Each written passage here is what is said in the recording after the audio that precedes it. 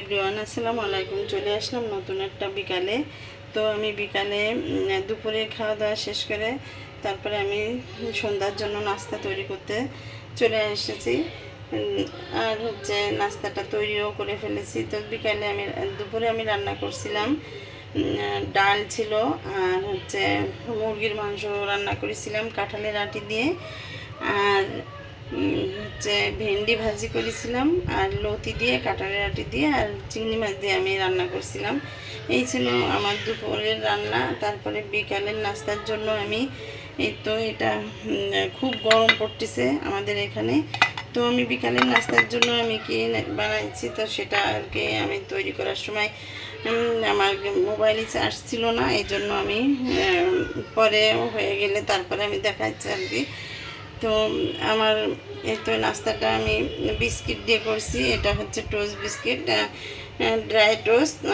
এটা মিষ্টি না, সুগার ছাড়া যে টোস্টটা আছে সেটা। তো ওইটা দিয়ে আমি প্রায় 1 লিটার দুধ গরম করে আমি এখানে 12 পিস বিস্কিট ছিল। তো আমি 12 পিস বিস্কিট দিয়ে, ঘরে কিছু ছিল না, তো সন্ধ্যার জন্য কি করব নাস্তা, তো এই জন্য আমি বিস্কিট দিয়ে আমি এই নাস্তাটা তৈরি করে ফেলছিলাম। তো আমি 1 লিটার দুধ গরম করে তারপরে এটার ভিতরে আমি 2 চামচ গুঁড়ো দুধ দিয়েছিলাম, আর একটু চিনির, আর সেই দুধের ভিতরে একটু চিনিও দিয়েছিলাম 2 চামচ মতো, আর একটু ক্যারামেল করেছিলাম যাতে উপরের লাল আবরণটা সুন্দরভাবে দেখা যায় আর কি, একটু লাল লাল দেখা যায়, ব্রাউন কালার।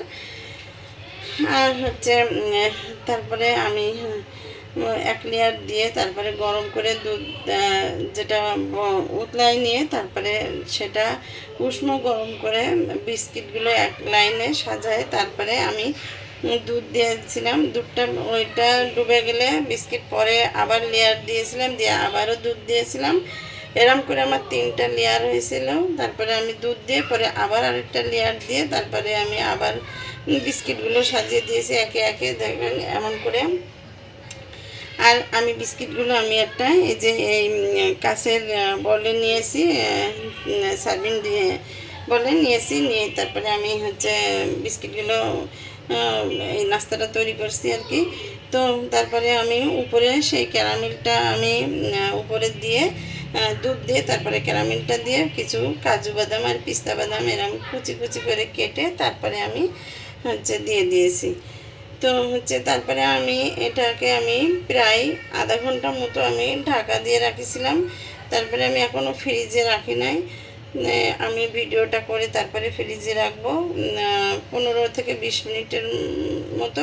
তারপরে একটু ঠান্ডা হলে তারপরে এটা খেতে অনেক মজা লাগবে, তো আমি সেটাই করব। তো তার আগে আমি ভিডিওটা করতেছি, কারণ এখন ইলেকট্রিসিটি যেভাবে যাচ্ছে, তো ভিডিও সন্ধ্যার সময় তো করাই যায় না, এই জন্য আমি আগে ভাগে ভিডিওটা করে নিচ্ছি।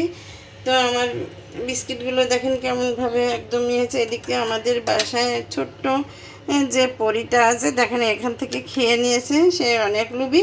হ্যাঁ, এই দেখেন বিস্কিটগুলো আমি একটা চামচের সাহায্যে দেখাচ্ছি কীভাবে সফট হয়েছে, নরম একদম তুলতুলে হয়ে গেছে, মনে হচ্ছে স্পঞ্জের রসগোল্লার মতো।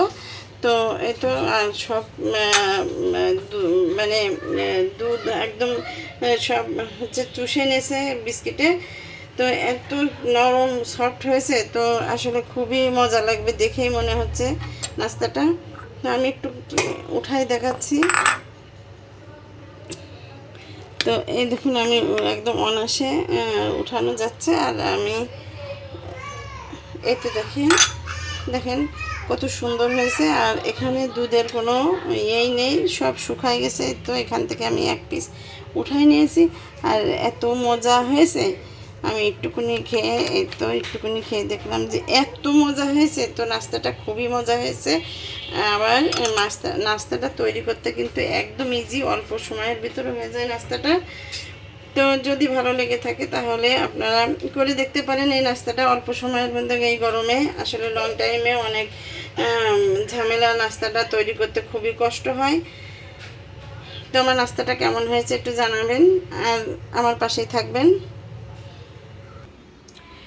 আর এদিকে ছোটো মেয়েটা আবদার করছিল যে নাস্তা করবে, তো নাস্তা কী খাবে। আমি তো বাসায় টোস্ট দিয়ে ওই নাস্তাটা তৈরি করেছি, কিন্তু ও হবে না, ও বাইরে থেকে নাস্তা এনে দিতে হবে। তো ও বললো কি আমি হচ্ছে খাবো, সন্দেশ খাবো। এই জন্য আমি আবার বাইরে যেয়ে তারপরে ওর জন্য একটু নাস্তা নিয়ে আসলাম, এই সন্দেশ। তো যখন আবদার করে তখন সেটা শুনতে হয়, না শুনলে ও মন খারাপ করে, এই জন্য ওর আবদার সবসময় শুনতে হয়। এখন ওর হচ্ছে খেতে দেব, তো এই জন্য আমি ভাবলাম কি এটাও আপনাদের সাথে একটু শেয়ার করি।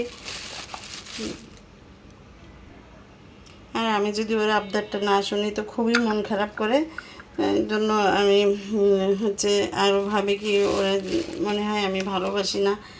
তো আমি আমার 3টা ছেলে মেয়ে, আমি সবারই আবদার পূরণ করার চেষ্টা করি, যে যখন যেটা খেতে চায় বা যেটা নিতে চায় আমি দেওয়ার চেষ্টা করি আমার সাধ্য মতো। মা বাবা এমনই হওয়া উচিত। আর হচ্ছে বাচ্চাদের আবদার আসলে মা বাবার কাছে ছাড়া কার কাছে বা ওরা করবে। তো এই তো আমি আমার মেয়েকে এখন খাওয়াবো। তো আসলে এত খেতে পারবে না, তারপরে আমি এতটুকুই নিয়েছি, আর বাদ বাকি যতটুকুই আছে আমি ফ্রিজে রেখে দেবো। তো এখানে যে যতটুকু আছে আমি এই ঠোঙার ভিতর থেকে না উঠায় ফ্রিজেই পলিথিনে আছে, আর ভিতরে যে ফ্রিজেই রেখে দেবো আর কি যা আছে। এদিকে তো সন্ধ্যার আজান দিয়ে দিয়েছে, মাগরিবের নামাজ পড়ে তারপরে হচ্ছে আমি একটু ব্যালকনিতে আসলাম বাইরের ভিউ নেওয়ার জন্য। দেখেন কত সুন্দর ঠান্ডা ঠান্ডা লাগছে, প্রচণ্ড গরম ছিল দুপুরের দিকে। আমাদের এদিকে অনেক মেঘ করছিল, কিন্তু লাস্টে আর বৃষ্টি হয়নি। তো যাই হোক, তারপরে বিকালের দিকে ভালোই মেঘ করেছিল, মনে হচ্ছিল যে এখনই মনে হয় বৃষ্টি নামবে।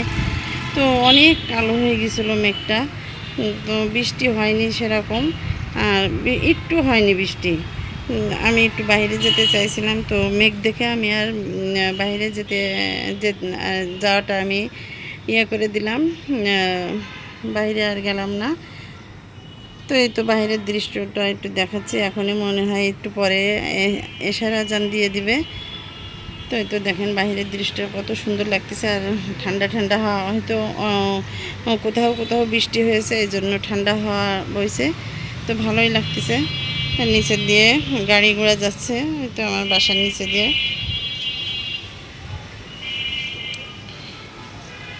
তো এই তো গাড়ি রিক্সা যাচ্ছে। তো একটু পরে এশার আজান দিলে নামাজ পড়বো, আমার সাহেবও বাসায় চলে আসবে 8টার দিকে। তো উনিও নামাজ পড়ে তারপরে উনি রাত্রিবেলায় রুটি খায়। তো রুটি সবজি করা হয়ে গেছে রাত্রে, পটলের সবজি করছি একটা, আর হচ্ছে রুটি করছি। তো রুটি সবজি করা হয়ে গেছে, আর দুপুরে যে ভাত আছে আর হচ্ছে মুরগি রান্না করছিলাম এগুলো আছে, এগুলাই বাকি সদস্যরা খাবে।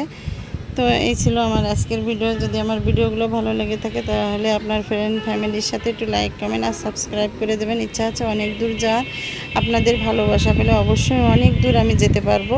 তো প্লিজ আমার সাথে থাকবেন, সাবস্ক্রাইব করবেন, আর নতুন নতুন ভিডিও পেতে হলে আমার সঙ্গে থাকবেন। সবাই ভালো থাকবেন, সুস্থ থাকবেন, আমার জন্য দোয়া করবেন, আমিও সবার জন্য দোয়া করি। আল্লাহ হাফেজ।